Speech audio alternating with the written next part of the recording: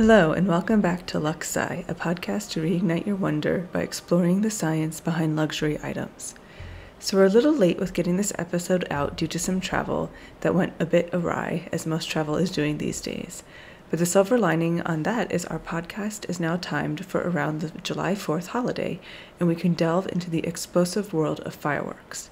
Now, I know that there are many that don't feel like fêting our country's founding this year, but fireworks are also used for all sorts of occasions, so pick one you like. Dimos, is there something you've always wondered about fireworks? For me, I was always interested in how fireworks worked, whether it was the geometric shapes that you see in the sky with really nice professional fireworks, or how they get some of the neat colors. I had learned a little bit about how to use colors in glassmaking, but I'd never done anything with fireworks or researched it, so it was very exciting to learn about that.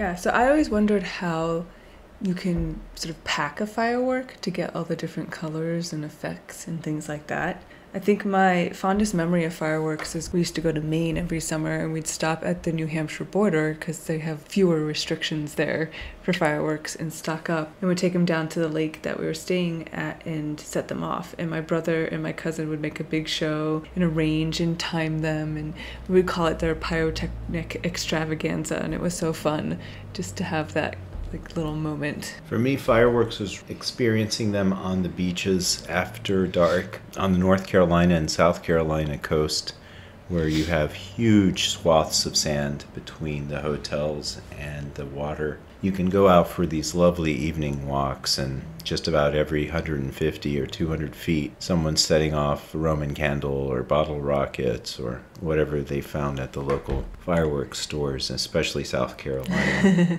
Yeah, there's a big one right on the border, right? Oh, yeah. Yeah, right before you get in. Yeah, so you can sort of stock up before you drive into North Carolina, where the fireworks pickings are much slimmer. All right, so Dimos, you're going to start us off this episode with some background. The Chinese and their development of saltpeter, which is potassium nitrate. Fire, of course, needs fuel, heat, and oxygen. And the key to that is potassium nitrate. It contains one nitrogen atom, one potassium atom, and 3 oxygen atoms.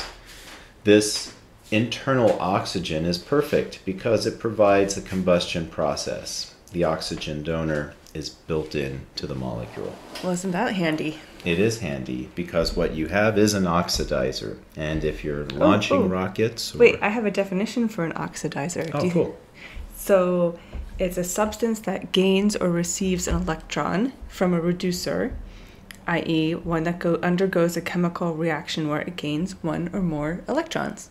Yes. And I think it's important to note that when we talk about these chemical reactions, there is an energy associated with them as well. Because it's not like you just it's not like a sticky. You don't like just stick the electron.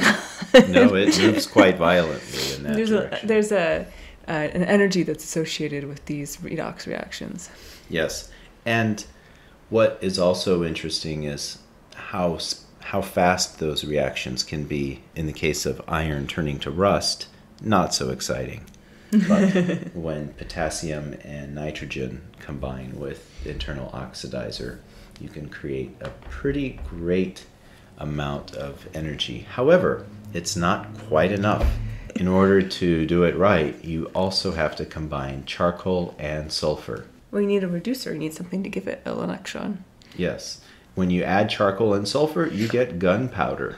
Gunpowder on its own doesn't necessarily need to be used just for explosions. Mm-hmm. It can be used as a Chinese medicine to help alleviate skin problems. Oh, is that why people have all those charcoal masks now? Indeed. Seems a little dangerous, though, to be going and putting gunpowder on your face. Indeed. Saltpeter created a preservative effect. For example, we use it in salami, potassium nitrate. And in fact, you see nitrates used in bacon and other items. So yeah. We eat a little bit of gunpowder every day. Building fireworks was something that happened very quickly in China, especially with the creation of gunpowder. And so paper was very important in early fireworks, but it was very expensive because it was hard to make paper. Mm-hmm. So bamboo and bamboo paper was developed to create fireworks in China. as a way to do it inexpensively. And it just also happened that the bamboo was a neat way to direct the explosion of the firework and turn it into something like a rocket. Pellets of metal salts were then packed in, and I think a lot of it really had to do with the creation or the addition of chunks of iron or chunks of other materials. A lot of this really lends itself to experimentation.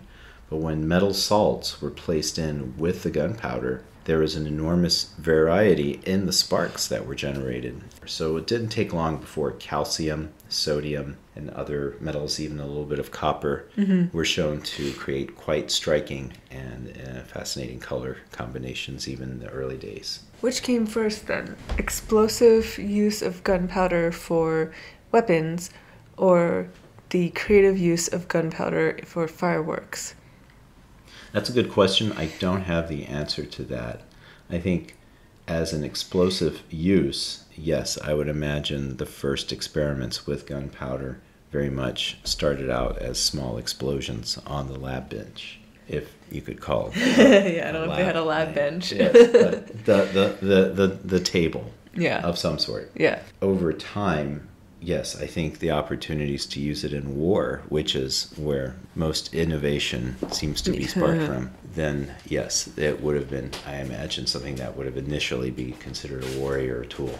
Now, typical fireworks consist of black powder and stars in a tight paper tube. And there's a fuse that lights the powder naturally, and that powder creates the thrust, if you will, like in a rocket engine. Inside that firework, balls located around the black powder are arranged in a way to create a geometric shape. This initially was just a sphere of light that would explode outwards from the firework. The simple star would be something like a sparkler. And for example, the earliest versions of these were just aluminum, antimony, and iron were mixed in with the black powder. All together created a blooming light source, like say a large sphere that would explode uniformly in the air. But over time, and in fact it was the 1990s where the first demonstration at the Washington Monument for the DC fireworks show, where actual geometric shapes like smiley faces and flags and such were demonstrated in a commercial fireworks show. Oh, really? That late? So, I mean, it's interesting when you think about all the centuries that fireworks have been around, because it's been a long time, all the way to the 1990s to get a smiley face. Yeah, it took that long for a smiley face.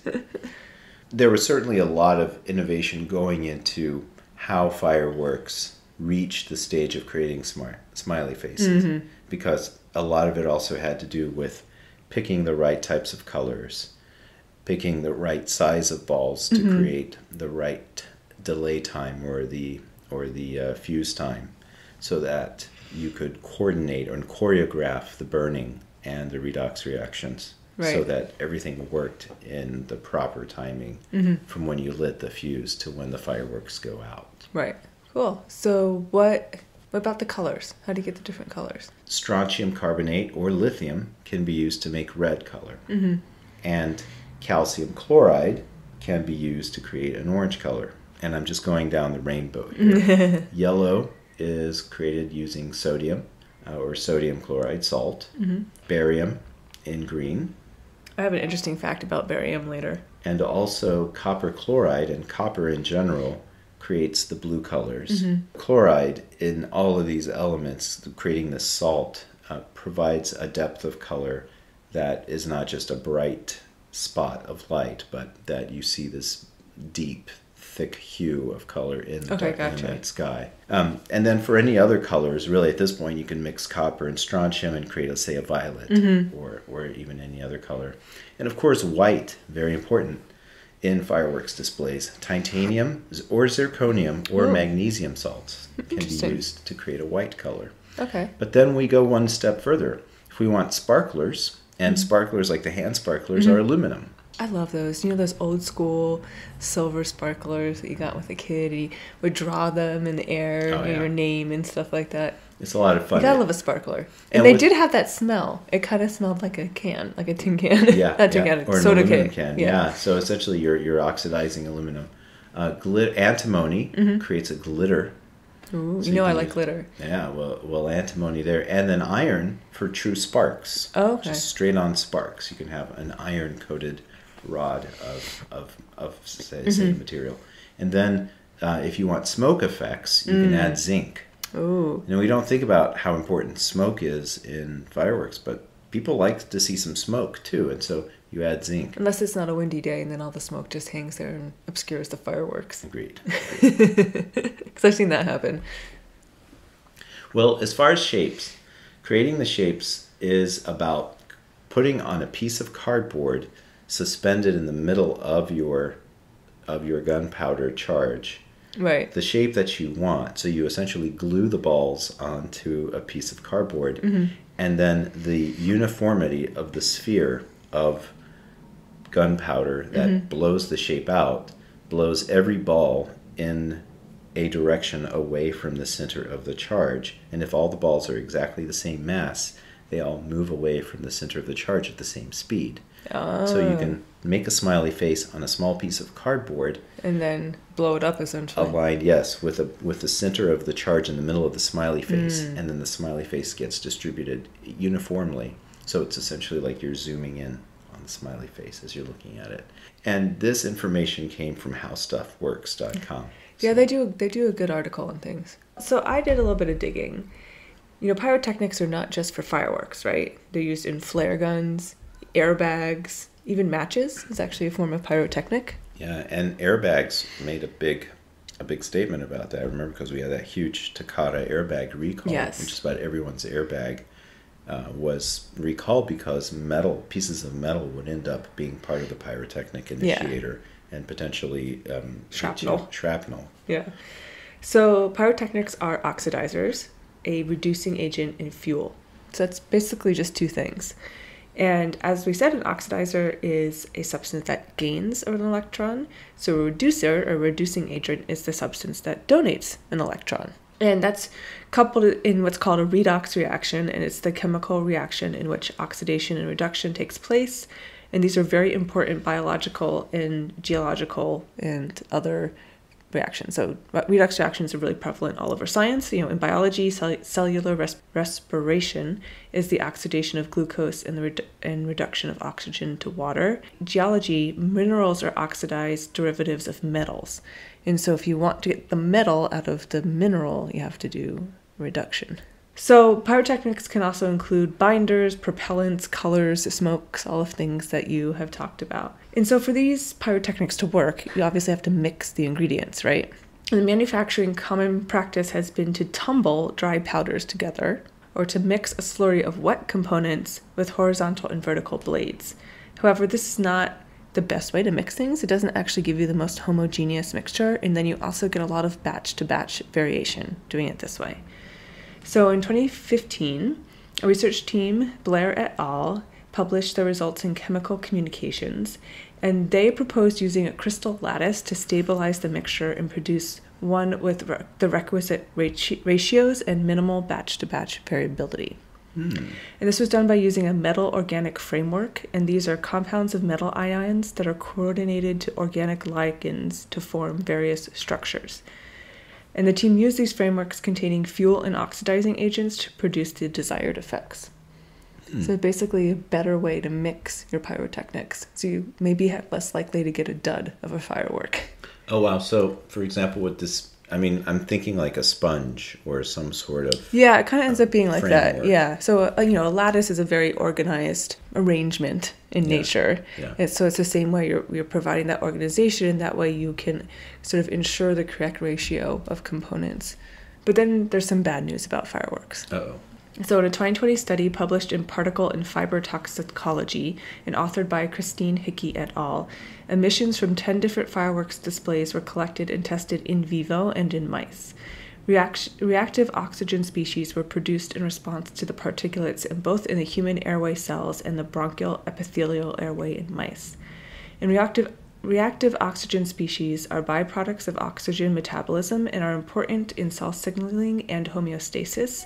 They they can also cause irreversible damage to DNA. It seems that the emissions from fireworks, which are organic compounds and metals, may be contributing to the particulate pollution in the air and could have detrimental impacts to human and animal health. I will say that this particular study did not have a lot of replicates in the research, and only 8 mice were used, so more work is needed to verify this finding, but there were numerous other publications that talked about particulate pollution from fireworks.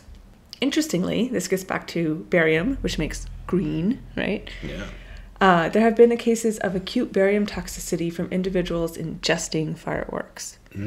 So a case study published in Indian Pediatrics in 2012 highlighted a case of a teenage boy who presented with gastroenteritis, pain in the abdomen, difficulty breathing, and generalized weakness. The cause was severe hypokalemia, which is due to redistribution of potassium in the body. So hypokalemia is a low level of potassium in the blood. It increases the risk of abnormal heart rhythm and can lead to cardiac arrest. Wow, so was that from excessive potassium? No, the barium somehow kind of messed up your the potassium concentrations in the blood. A lot of barium in a firework, apparently. Yeah. As we all know, toxicity is all about dosage. Yes. So if you're downstream from a fireworks display, maybe a good idea to move upwind. No, just don't eat the firework. Okay, don't eat the firework. Yeah. And as a reminder, fireworks can be extremely dangerous. 15,600 people ended up in the ER in 2020 for fireworks-related injuries, and that comes from the Consumer Product Safety Commission. So please use caution and have plenty of water around to extinguish errant fireworks if you're planning on using some this summer. So are you ready for our glossary? Okay, so an oxidizer is any substance that gains an electron. A reducing agent is any substance that gives an electron, and the redox reaction is the chemical reaction where oxidation and reduction occurs. Reactive oxygen species are forms of metabolized oxygen, and hypokalemia is a low level of potassium in the blood. And I think my favorite fun fact from this episode is probably colors. Yes, the colors are always beautiful. Do you have a fun fact from the episode? I think my fun fact was that saltpeter is used to preserve salami. That is a good fun I fact. love salami. So you could draw a link between fireworks and salami. Yes, or pepperoni. Or pepperoni. Well, there you go. Well, you've done it. You've spent another 20 plus minutes with Dr. Dimos and I in the awe-inducing subject of fireworks. We hope you remember a little cocktail party fact about them the next time you get to ooh and ah at a fireworks display. Please excuse my sniffles. Apparently I've come down with an attack of allergies right when we were recording. As did I. Which you might say is a little late, but here in the Pacific Northwest, it is not quite yet fully summer. No. So it is only summer after July 4th. Very special thank you to my co-host and audio engineer, Dimos. Our theme music is Harlequin Moon by Burdy. If you like us, please, please, please subscribe and rate us wherever you listen to your podcasts. You can find us all over social media at LuxeSci Pod, and our website is luxesci.podcastpage.io. Please take a minute to share us with the person sitting next to you at your next fireworks display. And, here at LuxeSci, we are a proponent of all things research and science. We're very disheartened to hear about the recent Supreme Court decision, both around Roe versus Wade and the restricting of the EPA and the Clean Air Act. If you would like to do something about it, we encourage you to go online, research local organizations such as Planned Parenthood and others that are doing the work to try to ensure that everybody has equal access to life-saving healthcare. And science. And clean air. All right. Thank you very much for listening. Thanks. Bye. Bye.